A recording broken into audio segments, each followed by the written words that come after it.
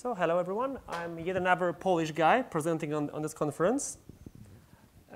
This time from Krakow, from Cyfronet data center, and I would like to talk to you about our system, Onedata.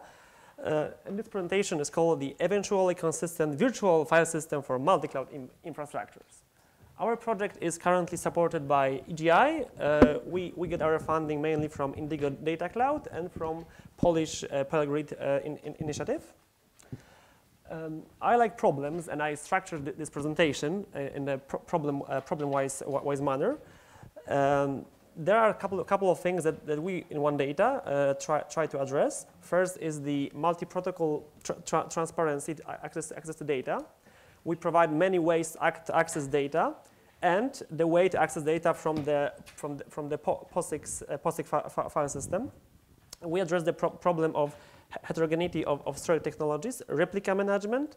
We provide means to easily share the data and to publish them, including the generation of the DIO. We provide means to manage the metadata in our system, not externally. Many ways to authenticate and authorize our system. We provide many APIs to integrate with external services, and above all, we try to be efficient. So first problem, and how we address it, is transparent access to data in multi-cloud environments. So usually, when you have users spread on the globe, we like to call it one world. The users are spread around the world, and they would like to access the data regardless of what they are.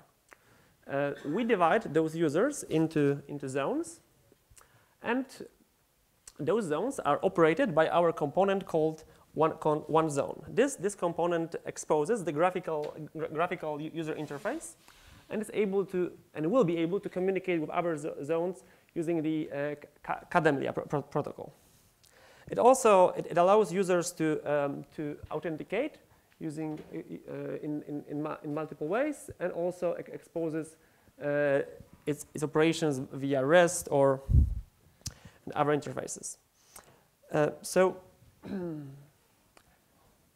We have user, we have zones, then we have storages, data centers. And in each of these data centers, in order to allow user for the transparent data access, we install the second component called one provider. This one provider allows users to access the data using multiple means, and is able to access the data from the multiple types of storage systems. There is some font missing, I believe, on this computer. That's why it's a little bit messed up. So those providers register into a given zone. Users log into zone and are able to interact in those providers. Users then create what we call a data space. Data space in our system is a kind of virtual directory. It differs a little bit from the other storage system, because at the beginning this directory has a size 0. If a user would like to store his data in this directory, he needs to ask one of the providers to grant him some storage in his storage system. So users create spaces, ask providers to support them, and then users are able to access those spaces transparently throughout APIs or our client software called One Client. Those spaces are actually stored in the providers, and the data is taken directly from them. One zone is just for authentication and synchronization of metadata between providers, and all of it is connected. Those zones, under assumption that there should be no trust between them, because we can imagine connecting many zones of multiple organizations that do not know each other. However, those users from those organizations might want to cooperate and maybe share some storage from the providers in one organization to the user that is in a second organization. However, despite this beautiful vision, in everyday life, users usually want POSIX access.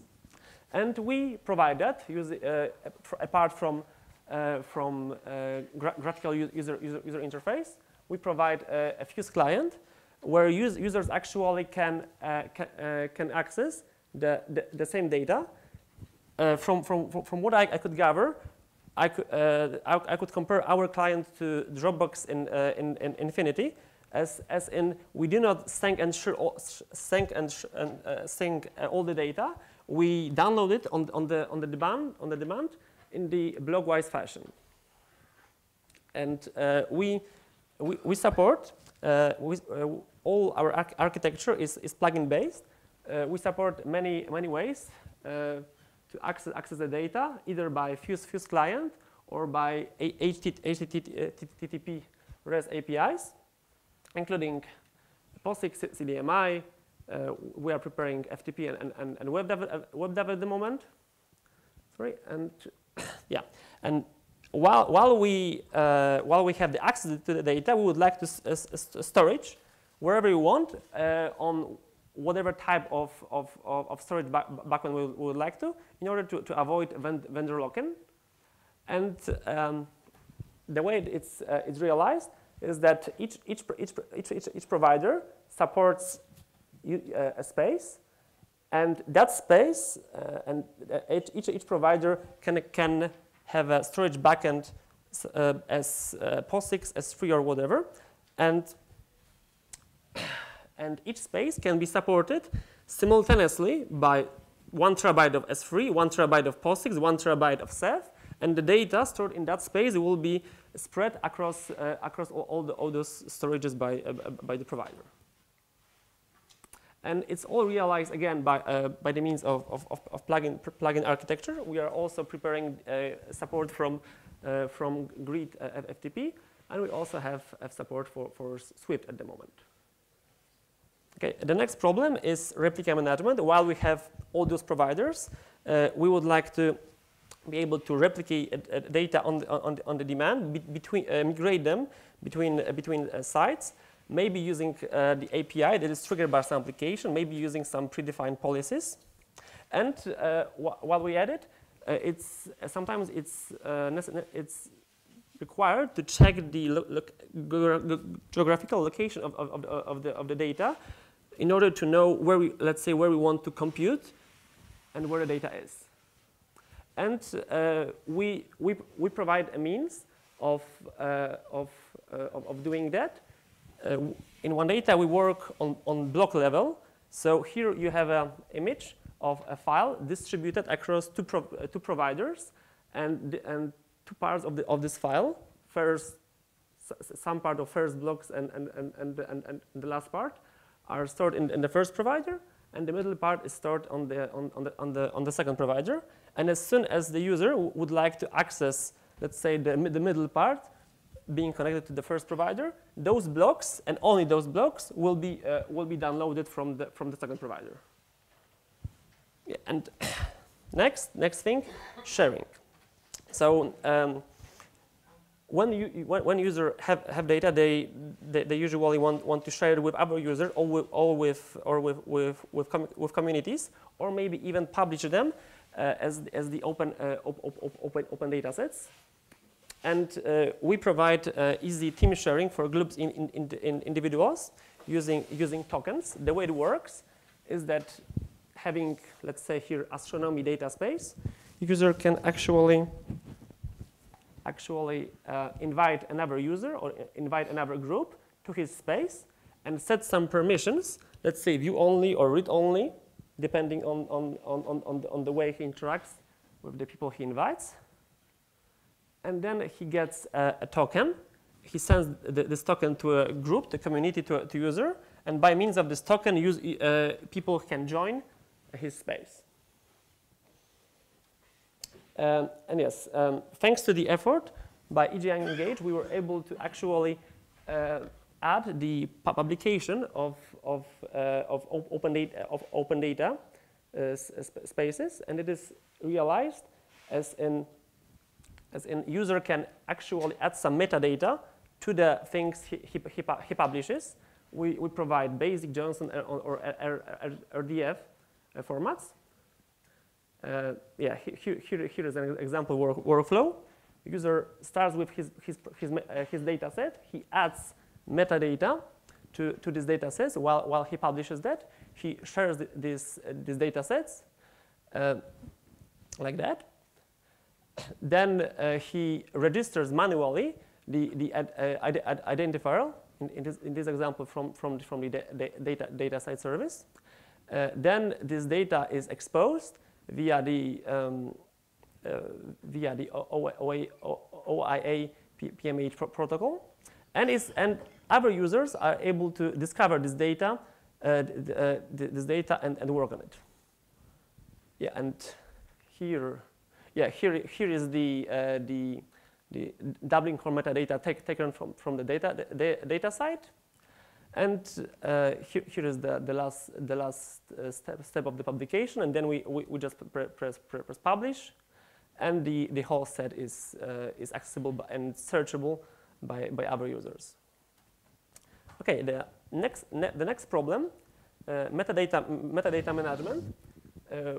As I presented on the previous slide, we provide free formats, JSON, key-based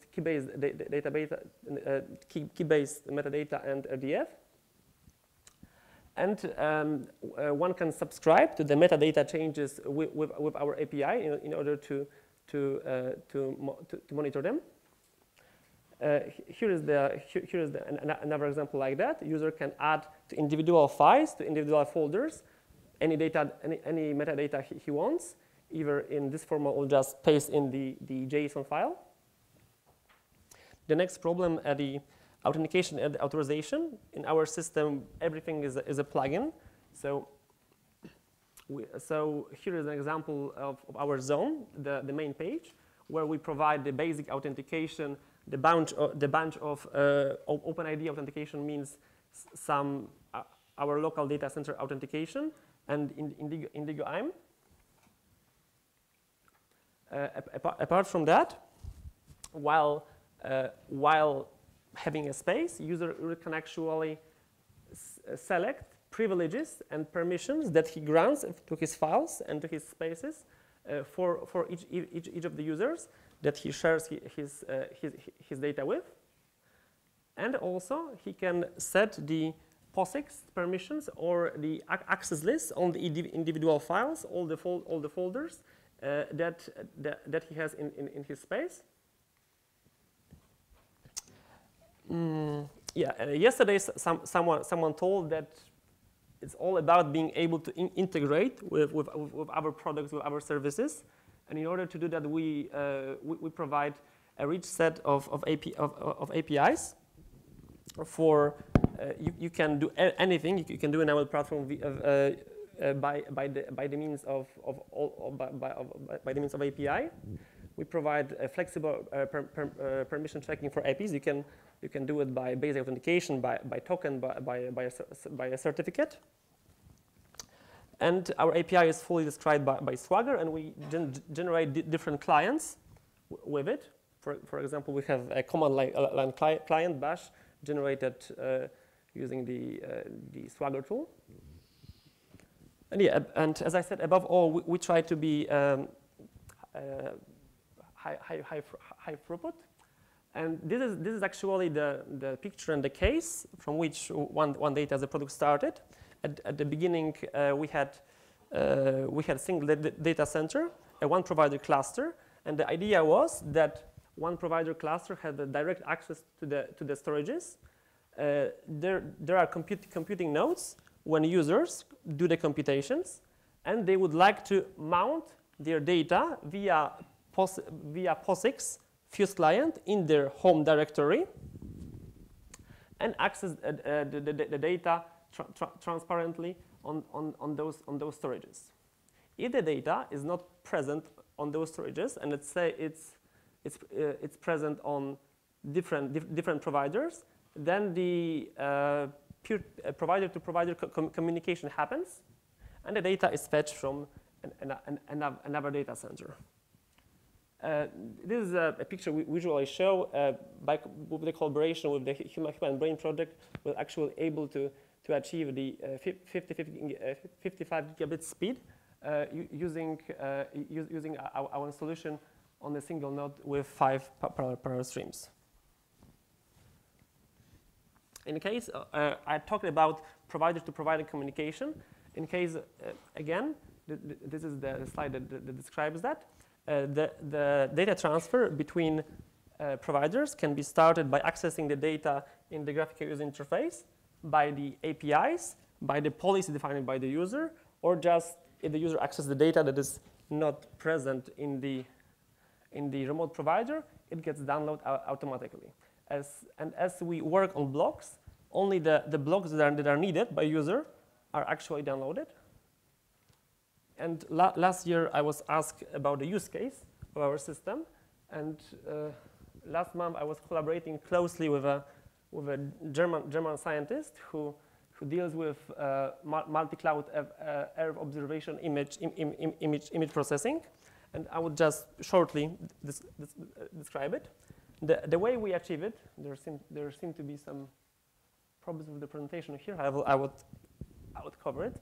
The way it works, this scientist has a job queue, and he wants to process with his software some image from the from ESA, particularly from the Sentinel-1, Sentinel-2 data sets.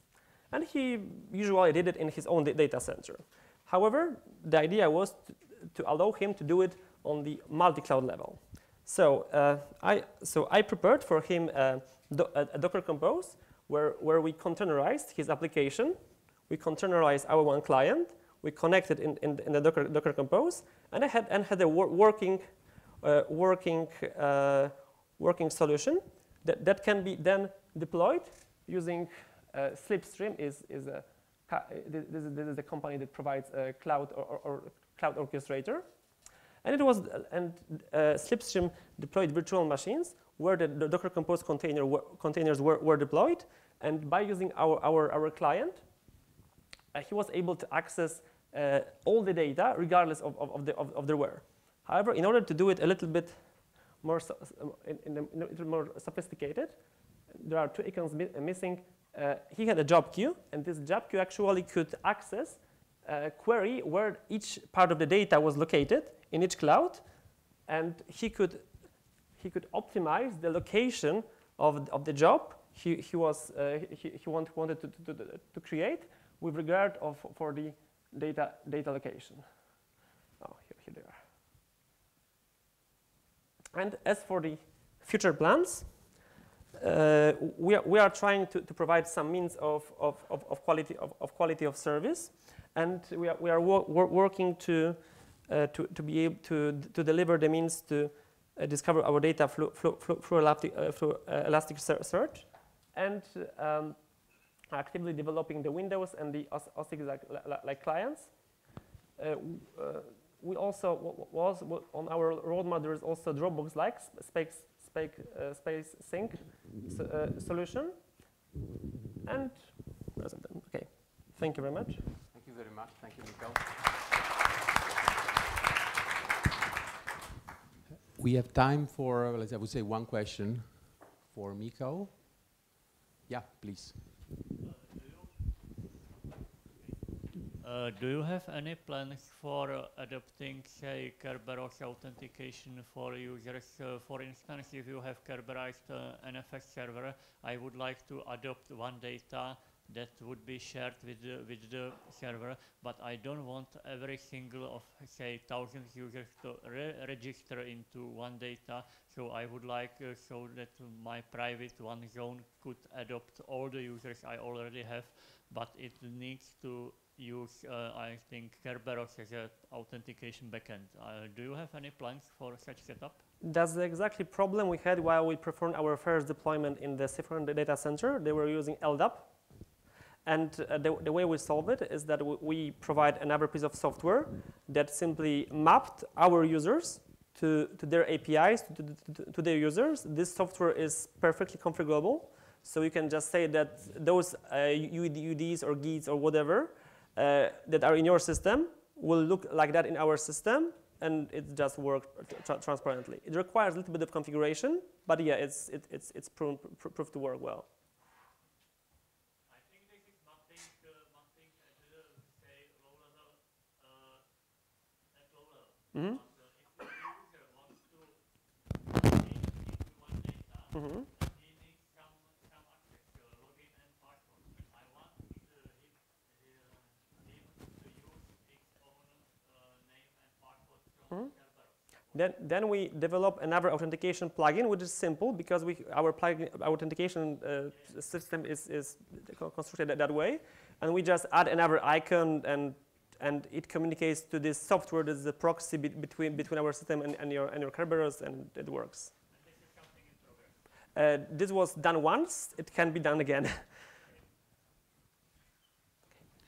Okay, thank you. I think there will be more questions, but we have really to speed up and catch up a little bit with the schedule. So thank you again, Michal.